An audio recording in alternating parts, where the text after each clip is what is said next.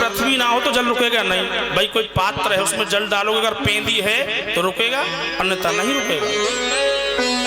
जय श्री राम। ओम व्यासाय विष्णु रूपाय व्यास विष्णवे नमो ब्रह्मणदय वासिष्ठाय नमो नमः। पृथ्वी से 10 गुना अधिक जल है और जल से 10 गुना अधिक अग्नि है। अग्नि से 10 गुना अधिक वायु है। वायु से 10 गुना अधिक आकाश मंडल है और आकाश मंडल से भी 10 गुना है अहंकार। जाए आदमी लेके बैठो रहिए, आकाश से भी 10 गुना है, भागवत जी कह रही है। और अहंकार से भी 10 गुना अधिक मह तत्व, और मह तत्व से 10 गुना है मूल प्रकृति, जो भगवान के केवल एक पैर में है। वेद का मंत्र है, हमारे आचार्य जी रोजाना पूजा करवाते हैं।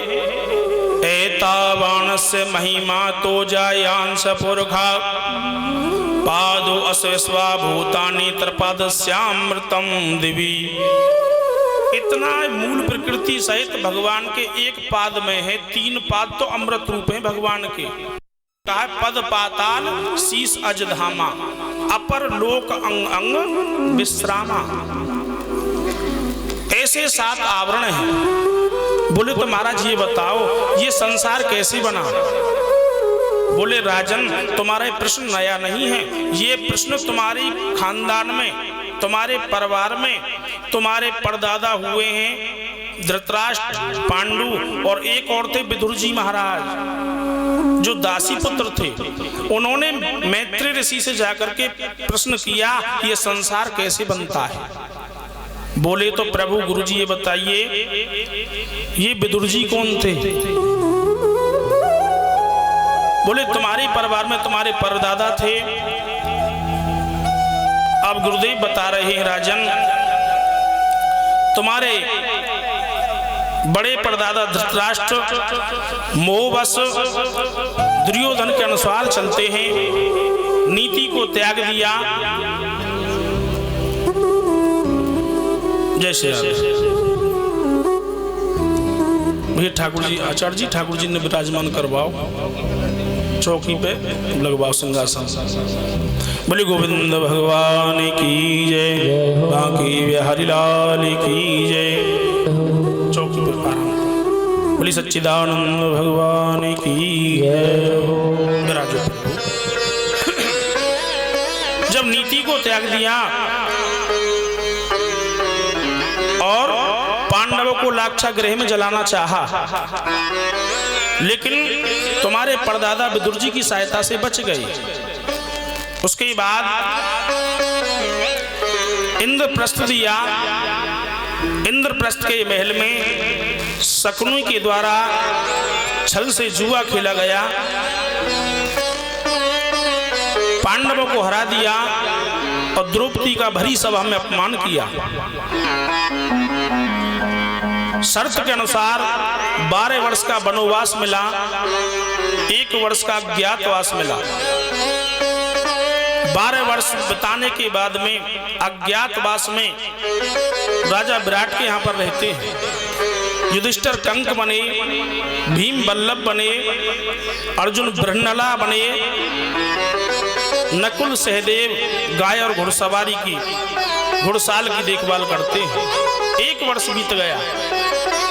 अज्ञातवास पूरा होने के बाद में राजन आए, मंत्रणा की, द्रुपद सहित सभी बैठे। बोले भाई बहुत कह लिया लेकिन दुर्योधन नहीं मानता है। हे प्रभु श्री कृष्ण आप शांति दूत बन के एक बार जाइए। भगवान बोले मैं अवश्य जाऊंगा। आज भगवान शांति दूत बनकर के पहुंच जाते हैं और जाकर के जब सभा में पहुंचे सभी ने सम्मान किया। हस्तिनापुर में दुर्योधन से बोले, दुर्योधन बोले कहो कृष्ण। कृष्ण से बड़े थे दुर्योधन उम्र में, कहा कहो कृष्ण। बोले भाई हमारी बात मानोगे? बोले बिल्कुल मानेंगे साहब, जो मानने लायक होगी तो। ये बताओ, ये जो तुम्हारे पांडव हैं ये काका के बेटे लगते हैं? बोले हाँ। मानते हो? बिल्कुल। तो तुम्हारे भाई हुए? बोले हाँ। तो नियम के अनुसार आधा राज इनका हुआ? बोले बिल्कुल नहीं, ये राज तो मेरे पिता ने राज किया, ये राज तो मेरा है। जय हो। और बिना युद्ध के जहां पर सुई की नोक टिकती है इतनी भूमि नहीं दूंगा। सूची अग्रेव नेव दास्यामि बिना युद्धेन केशवा, बिना युद्ध के इतनी भूमि नहीं दूंगा। भगवान बोले दुर्योधन क्यों अपनी माता गांधारी को अपने शव पर रोने के लिए आमंत्रित करते हो? अरे तुम युद्ध का परिणाम नहीं जानते हो, कितना विनाश होता है। अभी आपने देखा यूक्रेन का उसका चल रहा था, कितना विनाश हुआ। केवल कहानियों में सुना होगा, युद्ध का परिणाम भयंकर होता है। जो शांति में है वो युद्ध में नहीं है। नहीं माना दुर्योधन। प्रभु बोले ठीक है भैया जैसी तेरी मर्जी। वहां से चलने लगे तो बोला दुर्योधन महाराज मैंने आपके लिए 56 प्रकार के भोग व्यंजन बनवाए हैं, आप भोजन कीजिए। भगवान बोले भाई दुर्योधन भोजन 2 समय पर किया जाता है। एक तो भोजन करने वाले को भूख हो, भूख लगी हो, प्राण जा रहे हो, तब भोजन कहीं पर भी कर ले, मिल जाए, प्राण बचे। दूसरी भोजन कराने वाले का भाव अच्छा हो। अब मुझे तो यहाँ पर दोनों ही बात दिखाई नहीं देती है, ना तो भाई मुझे भूख है इस समय और ना तेरा भाव अच्छा दिखाई दे रहा है। आज का निमंत्रण तो मेरा विदुर काका जी के यहाँ पर है। जैसे ही कहा विदुर जी ने 12 वर्ष पहले ही द्रौपदी का जब सभा में अपमान हुआ तभी राजमहल को त्याग दिया था। वन में जाकर के घास फूस की झोपड़ी बना करके रहते हैं। आज जैसे ही आवाज सुनी दरवाजे पर सुन के आए कि प्रभु तो कह रहे हैं कि मेरा निमंत्रण विदुर काका जी के यहाँ पर है और घर पर कुछ है नहीं, कुटिया पर। आज जल्दी जल्दी बाजार के लिए चल देते हैं। बोले कृष्ण के लिए कुछ खाने को लाएं। उधर भगवान सीधे वहां से चले हस्तिनापुर से, राज्यसभा से, और जंगल में विदुर जी की कुटिया पर पहुंच जाते हैं, जहां पर विदुरानी देखो एक साड़ी थी बस। महामंत्री थे विदुर हस्तिनापुर के। बोले विदुर जी यहाँ पर है नहीं, अभी कोई आएगा नहीं। कुंदी को लगा दिया, बोले स्नान बना लेती हूँ। स्नान करने के लिए सुलभा मैया बैठ जाती है। उसी समय पर प्रभु पहुंचे और जाकर के कुंदी खटखटा दी। बोले मैया दरवाजे को, कबरिया को मैया खोल दे। आज खोल दे किवाड़ मैया, तू खोल दे किवाड़। मैं तो आयो तेरे द्वार बाकी, खोल दे किवाड़ मैया। मैं तो आयो तेरे द्वार मैया, खोल दे किवाड़ बाकी, खोल दे किवाड़।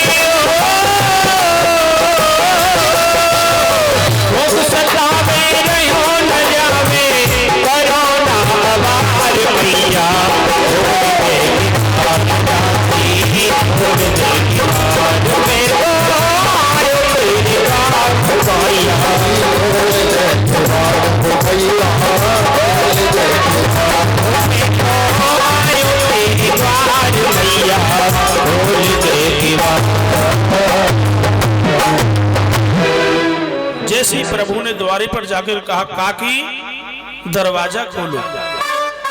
जैसी मैया स्नान करने को बैठ गई थी, आज काकी का शब्द कानों में पड़ा।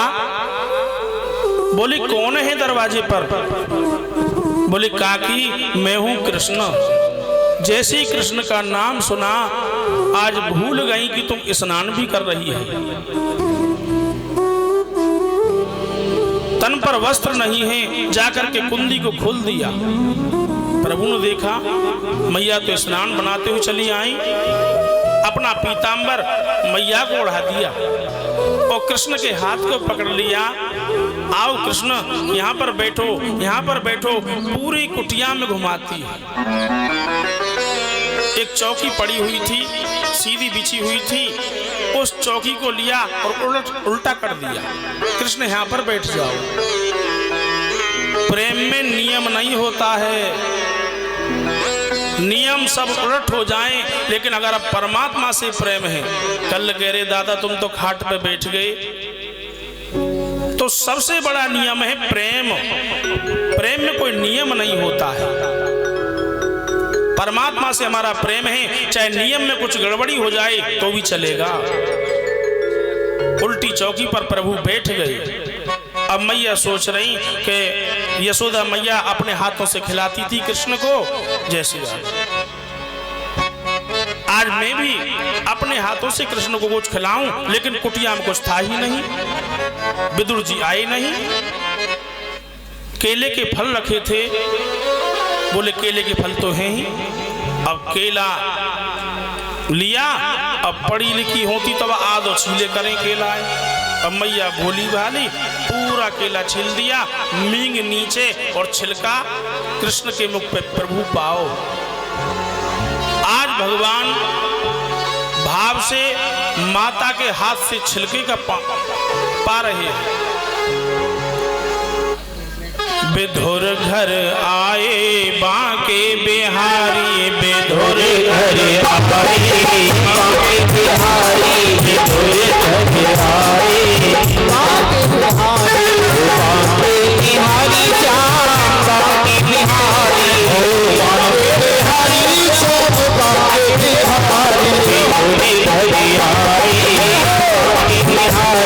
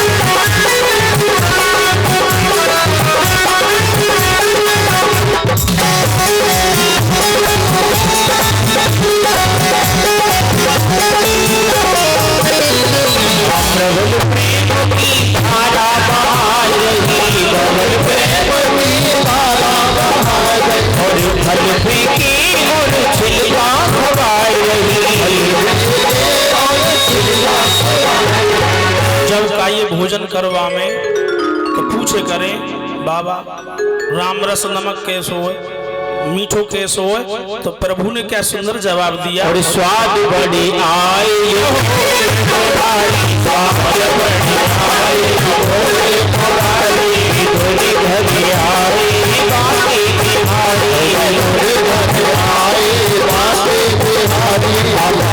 बिहारी श्याम बाकी बिहारी बिहारी श्याम बाकी बिहारी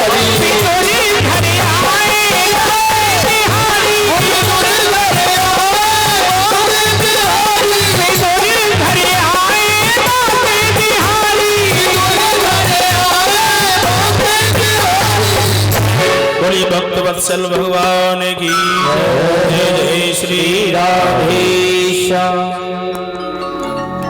प्रेम में नियम नहीं रहता, एक दर्जन केला रखे होंगे शायद, मींग नीचे और छिलका ठाकुर जी पा गए। इतनी देर में विदुर जी बजरिया से आए और क्या देखा, अरे देवी सुलभा तुमने तो स्नान भी नहीं बनाया और ये पीतांबर, बोले कृष्ण ने उड़ा दिया। चौकी उल्टी, ये तुम क्या करा रही हो, बोले कृष्ण आए इन्हें फलहार करा रही हूं। फलहार, फल तो नीचे पड़े हैं। अब ज्ञात हुआ मैया को, अरे मैंने तो छिलके खिला दी। मैया के नेत्रों में जल आ गया। बोले प्रभु तुमने भी नहीं देखा, बोले काकी आज मैं तृप्त हो गया। स्नान बनाया, वस्त्र पहने, जो मिष्ठान लाए थे विदुर काका जी, बोले प्रभु इनका भोग लगा हुआ। बोले काका अब मैं तृप्त हो गया। जो स्वाद तुम्हारे इस मिष्ठान में नहीं है जो उन छिलकों में था, बताओ क्या भगवान ने कभी भोजन नहीं किया होगा। लेकिन दो ही बात आती हैं, विदुरानी के छिलका और सुदामा के तंदुल। भाव का भूखा हूं मैं, भाव ही एक सार है, भाव से प्रभु को भजे तो भव से बेड़ा पार है। जैसे भगवान को किसी वस्तु की जरूरत नहीं है। अरे भगवान को हम क्या देख सकते हैं बताओ, हम कुछ नहीं दे सकते, केवल हमारा भाव सुंदर हो। चाहे हम थोड़ी देर पूजा करें, ज्यादा नहीं, पूरे दिन बैठे रहो, अगर 5 मिनट भी हम प्रभु को भाव से श्रद्धा से पूजा पाठ करेंगे, प्रभु प्रसन्न हो जाते हैं। पूछा कैसे आए, बोले मैं शांति दूत बन के आया था। फिर क्या हुआ प्रभु, बोले दुर्योधन ने नहीं माना। बोले प्रभु मेरा परिवार है, इसलिए आप थोड़ा ठहरो, एक बार मैं भी कोशिश करके देखता हूं। बोले ठीक है काका। विदुर जी पहुंचे, रात्रि का समय था, धृतराष्ट्र के पास। बोले भैया, बोले विदुर आवाज से पहचान गए, अरे आज इतने दिनों बाद आए हो। बोले भैया मैं तो एक बात कहने के लिए आया हूं, जो जगदीश है परम पिता परमात्मा है, वो आज शांति दूत बनकर के आए और आज भी दुर्योधन ने उनकी बात को नहीं माना। भैया आने वाले संकट को देखो, तुम अकेले दुर्योधन को छोड़ दो, तुम्हारे 99 बेटे पुत्र बचे रहेंगे। मैं तुम्हें बताता हूं, अगर तुमने इसका साथ दिया कुछ भी नहीं बचेगा। क्यों? ये तुम्हारा पुत्र नहीं, पाप है। और जब पाप बढ़ता है तो एक दुराचारी नालायक पुत्र उत्पन्न होता है।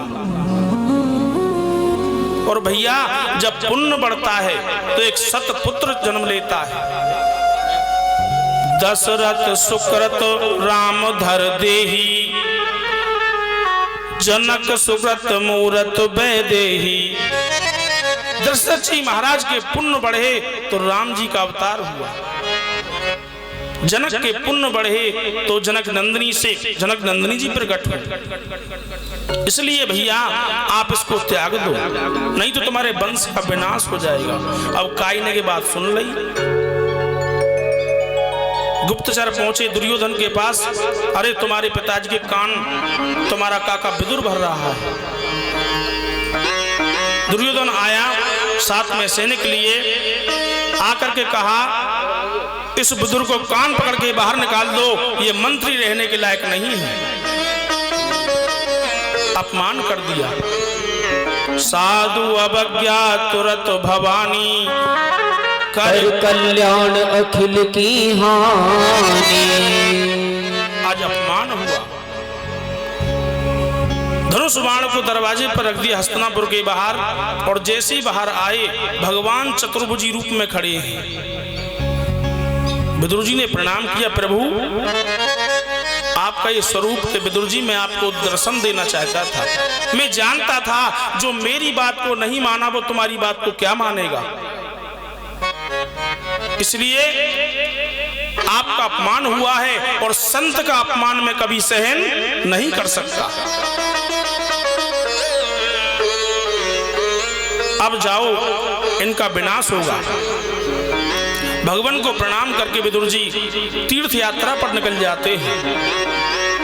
इधर महाभारत का युद्ध हुआ जी, कौरवों का विनाश हुआ। 36 वर्ष की तीर्थ यात्रा के बाद में आज विदुर जी को ज्ञात आया अपनी राजधानी, अपने नगर के लिए चलना चाहिए। आए तो क्या देखा, युधिष्ठिर राजा बने हुए हैं, धृतराष्ट्र हैं, गांधारी हैं। जाकर के भैया से मिले, प्रणाम किया। बोले भैया, बोले विदुर तुम कहाँ थे? मेरा सर्वनाश हो गया, लेकिन भैया अब कोई बात नहीं है, खूब आनंद आ रहे हैं। बोले आनंद कैसे? बोले युधिष्ठिर राजा हैं और हमारी इतनी सेवा करते हैं, मीठे लड्डू, बर्फी, काजू, मिष्ठान से हम तृप्त रहते हैं। बोले इनके मीठे लड्डू खा रहे हो? अरे जिन्हें तुमने लड्डू में जहर दियो, आज उनके लड्डू अच्छे लग रहे हैं? कब तक इन टुकड़ों पर पलते रहोगे? विदुर जी सत्य बोलते थे। आज ध्यान हुआ, बोले भैया फिर क्या करें? बोले मेरे साथ चलो। गांधारी को और धृतराष्ट्र को साथ में लिया, बिना बताए हस्तिनापुर से निकल जाते हैं। वनों में जाकर के भगवान के ध्यान में लगा दिया। उधर जब युधिष्ठिर जी महाराज को मालूम हुआ मेरे ज्येष्ठ पिताश्री माताश्री कहाँ दुखी हुए, उसी समय देवर्षि नारद जी आए। बोले महाराज आप चिंता ना करें, आज से 5वें दिन उनका मोक्ष हो जाएगा। विदुर जी आए थे, उनको साथ लेवा करके ले गए, शांत किया युधिष्ठिर जी महाराज को। उधर विदुर जी महाराज ने सोचा प्रभु के धाम के लिए चलना चाहिए, वृंदावन के लिए प्रस्थान करते हैं। चलते चलते वृंदावन पहुंचे तो उद्धव जी मिले। उद्धव जी भगवान के सखा थे, मित्र थे। विदुर जी ने उद्धव जी को प्रणाम किया और उद्धव जी ने विदुर जी को प्रणाम किया। देखो संत मिलते हैं, आपने देखा होगा, दोनों प्रणाम करते हैं आपस में, और दोनों एक दूसरे झुकते हैं और धरती को स्पर्श करते हैं। ये संतों के लक्षण है। 4 मिले 64 खिले, 20 रहे कर जोर, सज्जन से सज्जन मिले तो हर से 7 करोड़। 4 मिले, 2 नेत्र विदुर जी के, 2 उद्धव जी के, 4 मिले 64 खिले, 32 दांत विदुर जी के, 32 दांत उद्धव जी के, 20 रहे कर जोर, 10 नाखून इधर 10 नाखून उधर। सज्जन से सज्जन मिले, हर से 7 करोड़, एक शरीर में 3.5 करोड़ रोम होते हैं शास्त्र के अनुसार। दोनों मिले हैं, बोले मेरे प्रभु कहाँ हैं? विदुर जी ने पूछा। उद्धव बोले विदुर जी क्या बताएं, दुर्वासा ऋषि के श्राप के कारण यदुवंश का संहार हो गया। भगवान अपनी लीलाओं को संवरण करके परम धाम को चले गए और मुझे छोड़ के गए हैं। चरण खड़ाऊं है मेरे पास, मैं बद्र का धाम जा रहा हूं, लेकिन तुम्हारे इंतजार में ही था मैं, मेरे इंतजार में। जैसे उद्धव जी ने कहा प्रभु अपने परम धाम चले गए, आज विदुर जी के नेत्रों में आंसू आ जाते हैं। बोले उद्धव आपको क्या बताऊं, मैं ऐसा भागा हूं। एक बार प्रभु मेरे घर पर आए थे और मेरी पत्नी ने उनको छिलके का भोजन करा दिया, उसके बाद दोबारा मिले ही नहीं। प्रभु कहाँ मिलेंगे, कैसे मिलेंगे? उद्धव जी बोले विदुर जी आप दुखी ना हो, आप तो परम सौभाग्यशाली हो। बोले परम सौभाग्यशाली कैसे? जिस समय भगवान परमधाम को जा रहे थे मैं ही उनके पास था, किसी भक्त को याद नहीं किया, ना द्रौपदी को, ना मीरा को, ना सुदामा जी को, ना अन्य भक्तों को, केवल आपको याद किया। बोले मुझको? हाँ। प्रभु बोले उद्धव जितने भी मेरे भक्त हुए सबको कुछ ना कुछ दे करके मेरे संतुष्ट किया। सुदामा जी को भी मैंने धन दे करके, ऐश्वर्य दे करके संतुष्ट कर दिया, लेकिन मेरा एक अभागा ऐसा